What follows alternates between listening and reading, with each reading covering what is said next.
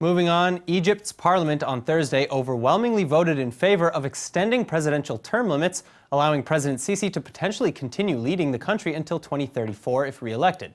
Currently, Sisi's final term is set to end in 2022, but the new amendment would both stretch the limit to 4 terms while extending each term by 2 years from 4 to 6.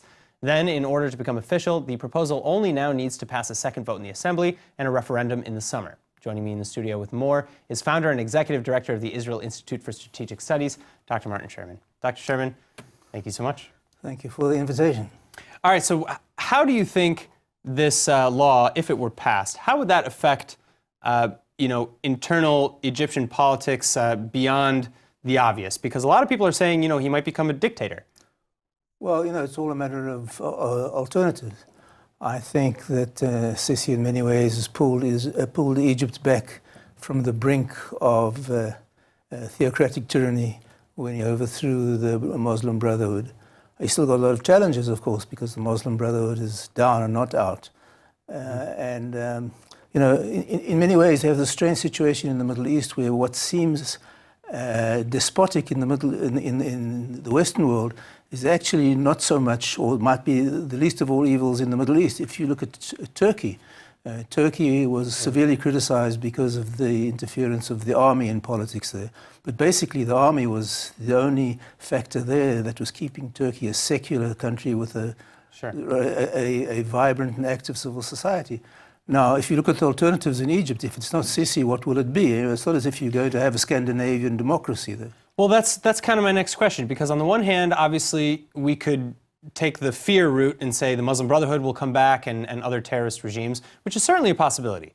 But with such an overwhelming majority voting to allow Sisi to potentially stay in power, doesn't that also potentially bear well on the idea that maybe they'll vote in somebody like Sisi or even better than Sisi in the next election?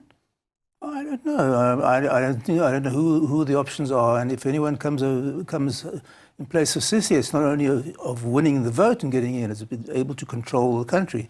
Now, Egypt's a tough neighborhood, and I think Sisi has proved himself to be a tough character. In fact, I think in many ways, potentially, he's probably one of the most important leaders in the world today who hasn't been given his due by Western leaders, because he's the only leader in the Arab country that I can think of has actually explicitly and overtly called for a reform in Islam, which takes a lot of courage.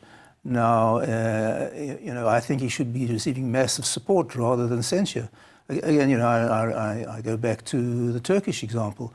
Removing the army from Turkey didn't make Turkey more democratic, more liberal, with a stronger civil society. Sure. Quite the opposite. So I think we have to be very, very careful. And Egypt, by the way, is facing huge challenges.